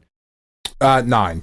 That was $9, but Game & Watch Gallery was $8. I was like, well, Game & Watch Gallery is a functionally better experience because I forgot that Pack Attack was included. But even then, buying that for just Pack Attack and this kind of frustrating version of Pac-Man, it didn't quite make my list. I didn't think it was a great representation of Game Boy Color, but I respect where you're coming from because Pack Attack is great. It's really Pack Attack that puts it over the edge for me. Yeah, it is a satisfactory version of Pac-Man, but yeah, the Pack Attack inclusion is, because that's a solid version of Pack Attack. I used to play Pack Attack on Super Nintendo all the time, right? Because you're right about it having that Tetris DNA to it, but it is definitely a unique take on that formula. Yeah, because like you're not just making the lines with the whatever the hell that is, looks like the dirt from Dig Dug or something. I don't know what. Yeah, it's weird. But then you have to like line up the ghosts, and then every now and then you get yourself a trail of ghosts, and then like a Pac-Man will come down, and wherever you place the Pac-Man, he'll start running along the screen like until he hits a wall, and then he'll die. As Pac-Man is wont to do. It's a really neat puzzle game. I really enjoyed this one. I spent more time on Pack Attack renting that from my local store than I really ever thought I would. It really is one of those games where it has that one more game kind of syndrome to it. All right, one more time. I can do better. Okay, I get it. I can do better. And I wanted to have version is solid. Yeah, I wanted to have some sort of puzzle game representation on here, and that really worked for me. It was a good pick. I approve. I approve and appreciate. That's all that matters to me. I have 2 left. And for my puzzle game, I picked for $14 the Japanese version of Tetris DX. Obviously, the original Game Boy Tetris is kind of the gold standard. I personally vastly prefer the Tetris DX because it made things just that much more playable. It was just a little bit tighter in the controls, a little bit more forgiving, not much, but just a little bit. And that twinge of color in the background, that checkerboard kind of like background that they've got going on in this was really, really a really cool look to it, especially when you get to the, like, when you actually do a Tetris and the color changes and then slowly fades back to whatever color it was on when you're regularly playing. Tetris DX also had a standby mode. You could pause it and then turn off your system and then turn your system back on and continue your game of Tetris. I know. It's like we marvel at modern consoles being able to do that. Oh my god. Yeah, because it's a very useful functionality. Yeah. And having it in your Game Boy Color, like, because a Tetris match can last a very long time. And if you're playing it handheld, you don't necessarily have a very long time. So be able to quick turn it off and you'll be able to pick where you left off later was such a huge deal. It's a spectacular version of Tetris, and it's a great representation of how good puzzle games are on the handheld, and I was very happy to find it for $14 US, the Japanese version. Because what the heck was the American one? Yeah, you don't really need DX. you don't really need that game in English. No, yeah, the story isn't all that important. It's not. It's got a lot of action sequences, but it's there's a lot of explosions, a lot of guns, shockingly violent. But shockingly violent version of Tetris. It was $22.50 in America, but $14.37 for the Japanese version, and that's well worth it. Yeah, can't hate on that, man. Can't hate on that. Solid pick. And last, bringing me up to the $100 is the Japanese version of Wario Land 3. All right, yeah. I like Wario Land. I like Wario Land 2. I don't think I like it quite as much as you do. I also think that I like Wario Land 2 personally a little bit better than 3, although I think the Virtual Boy is the best one out of all of them because I'm sure. But we ain't talking Virtual Boy. No, we ain't talking Virtual Boy. That's where I ended on that one because it's a pretty cool game. It's like a Metroidvania Wario game. It looks really nice and animates really nice, and Wario games are awesome. Yeah, I mean, they really are. Yeah, I don't know what else to say about that. Yeah, I know. I thought I lost you there for a second. Yeah, no, I'm just like, yeah, that's Wario Land 3. It's not a game that I've put a ton of time into. I've beaten the original Wario Land a bunch of times. I've tried to get into Wario Land 2 a lot because it's a really interesting game. Yeah. I've beaten Virtual Boy Wario Land a couple of times. And Wario Land 3 has always been really interesting to me. And so I played a little bit of it just in preparation for this. I watched a couple of people playing it and just kind of learning more about it because it's kind of close between Wario Land 2 and 3 because Wario Land 2 for Game Boy Color, let's see, the Japanese Game Boy Color one was $15.56. But this one was $14, and that put me at exactly $100. Yeah. So this Wario Land 3, even though I have less experience with it, definitely gets the nod because that fits in with the parameters as it were. Yeah. So I love the way he looks in this one. Looks like such a fucking goblin. Right? It's awesome. Yeah, I dig this game quite a bit. It is a solid choice, a really good platformer. I went with Inspector Gadget over it though because I like Inspector Gadget. That's really what it comes down to. Fair enough. And there you have it. Wario Land's great, but he's no Inspector Gadget. He's no Inspector Gadget. Who is though? I mean, really. A valid point. All right, let's see. Real quick before we wrap up the show, I think we had a couple of lists come through in the Discord, so let's run over here and see what everyone came up with.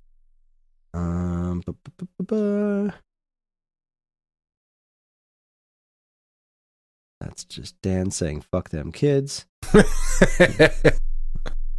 I mean it. Fuck them kids. So while I'm looking for this, what were the ones that didn't make your list?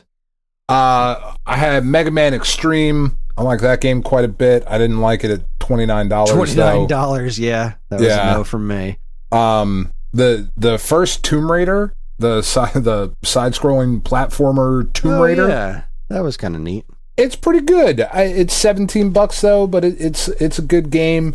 Mario Tennis is $18. I mean, you could kind of argue back and forth between golf and tennis, which one you would rather have. I think the golf works a little bit better on the small screen. It's just a little bit less that you need to do. I really like Bionic Commando Elite Forces. Quite a cool little game. Oh, yeah, that was top of my list. $23 though. Yeah, probably could have made room for it with a little bit of finagling, but elected not to. Gadget. It's not Inspector Gadget though. Pokemon Pinball is a really solid pinball game. It's a good take on Pokemon. It's $18. That was on my list too. Yeah. And the Harry Potter and the Sorcerer's Stone, the first Harry Potter's game. It's a cool little RPG, and it's only $10. So that is definitely like, if we had another $10, that would probably be next on my list of things you should pick up. I mean, As far as licensed games go, the Game Boy universe didn't have the worst licensed games in the world. It's kind of a weird system that way. Yeah, agreed. Let's see. I just in the interest of it being a Game Boy experience, I investigated Pokemon Gold, but that's just a non-starter. Yeah, all the regular Pokemon games are just absurdly expensive. Obviously, Metal Gear Solid. Yeah. Just a top tier Game Boy Color game. It's really freaking good, but just prohibitively expensive. Yeah, it's $115. Yeah, that's bonkers. That game has been rare since it came out, though. Like, sure, I bought a copy that I pre-ordered at my Funko Land back in the day, and like I think we got 2 other copies, and we never saw it again. Like, never saw any used copies, just nothing. Just never happened again. Let's see. Blaster Master Enemy Below, which I fell off my list pretty quickly because it's fine, but it doesn't really feel like the original Blaster Master. The physics are off, so... Yeah. Toki Tori is a really great puzzle game. That is a really great game. Far more expensive than I expected, especially considering it's available digitally in so many directions. Yeah. You know, and Montezuma's Return, I had a real hard time cutting that one. It was $9. Yeah. It's a really cool retro style platformer, similar to Spelunker or, of course, Montezuma's Revenge for stuff like ColecoVision. I love Montezuma's Return on Game Boy Color. It's a really, really neat game, and it's only $9, but it just kind of fell off the list. Yeah. Well, and it's such a weird system too, because there's Metal Gear Solid's 115, Resident Evil Gaiden is 137, Shantae is $917. You know, Shantae. But then you get to there's a lot of games in the $50 to $30 range that are really solid games. You know, really, really solid games. But I cannot comfortably recommend somebody spend $30 on R-Type DX. Right? Because it's a really great good port of R-Type, there's way better ways to play R-Type. Yeah, it's really, really good. And the Legend of Legend of the River King games. Legend of the River King, that's a good one too. And Harvest Moon was on this too. I think those Harvest Moon games went over really well. Yeah, they're in that $30 to $50 range, and there's a lot of really good stuff. But I went a little bit more. I mean, I only have 6 games or whatever, but it's a little bit more quantity over quality here, I guess. Mm-hmm. But I'm still pretty happy with my list. Yeah, I'm pretty happy with the way I just misspoke when I called it Legend of the Liver King. Yeah, no, I was just going to let that go. Nah, it was too funny. The Liver King. The Liver King is my favorite. All right, let's see. What did our listeners come up with? Chronodin had what he calls a very Nintendo list. A very Nintendo list. Super Mario Brothers Deluxe, Donkey Kong Country. That's an interesting pick because that's a weird port of that game. It is. It's it's got a lot of Donkey Kong Land's music. It also has Donkey Kong Land's physics. Yeah. It's weird. I don't know how I feel about that. Wario Land 3, Mario Golf, Mario Tennis, Game Watch Gallery 2. Very good list. Yeah, not a bad list at all. Solid as Snake put in Oracle of Ages and Oracle of Seasons. Yeah, I mean... That's the list. No wiggle room. Otherwise, Dragon Warrior Monsters or Metal Gear Solid would be in there. Yeah, it's not a bad list. Let's see. Then we have Matt Flamger, who did Mario Golf, Pokemon Gold, Oracle of Seasons. And that's it. Yeah, that's what I'm saying. You could go 2 or 3 games or 6 to 7. Yeah, that's kind of where you're at with $100. I wanted to try and cast a wider net, but the 2 or 3 game list there is it's still a good way to go. It's not a bad collection. Not a bad choice. There. Yeah, you're not winding up with garbage in that direction either. It's a perfectly valid way to go. Well, that about. Yep, it does indeed. Wow, I kept it together pretty long, considering I didn't get much sleep last night. I'm proud of myself for as far as I've gotten here. It's time to wrap things up. Thanks, Dan. Ringo's proud of you. Aw. All right, that's it. Let's call it a night. Let's get Dan to bed. Yeah. That is our show. Join us next week when Dan and I get ready to hand out some Golden Caveman Awards. Mm-hmm. That's right. We retired the JGLDs and we're giving out the GCs. What will our games of the year be? Find out next week. I mean, do you really need to guess? Well, we need to guess our like second and third places. For either of us. I think our number ones are pretty obvious, but I don't know what your number 2 and 3 are going to be. I don't know what other awards you want to give out. It's going to be interesting. It'll be fun. That's a good point. Just as a side programming note, a month from now, first week in February, start brushing up, kids, because it gets a little weird for the next couple of starter kits. Next month we will be doing the Sega CD. Interesting. And then following that, we'll be doing exclusively 32X, and following that, Jaguar. Some winners. And then Virtual Boy, but I don't even know how that's going to work. It's like... Yeah. we might have to make an exception for the Virtual Boy. I don't know. We're gonna have to have some internal discussions about that, because the cheapest game currently, as of today, as of this recording, the cheapest game for Virtual Boy is Mario's Tennis at $21. Yeah, we might not do Virtual Boy. I mean, what if we jump Virtual Boy to like 150? I don't even know that would make enough. I don't think that would really make enough of a. There's only 14 games to choose from. Wario Land is $63. There you go. There's your list. I just did the Virtual Boy starter kit. Mario's Tennis and Wario Land. There you go. All set. That's all you can get. Yeah, we might skip that. But Sega CD, that's going to be interesting.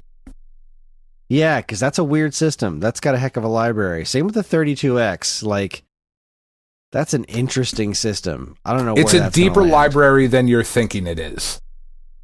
Not by a lot, but it's got some games. Yeah.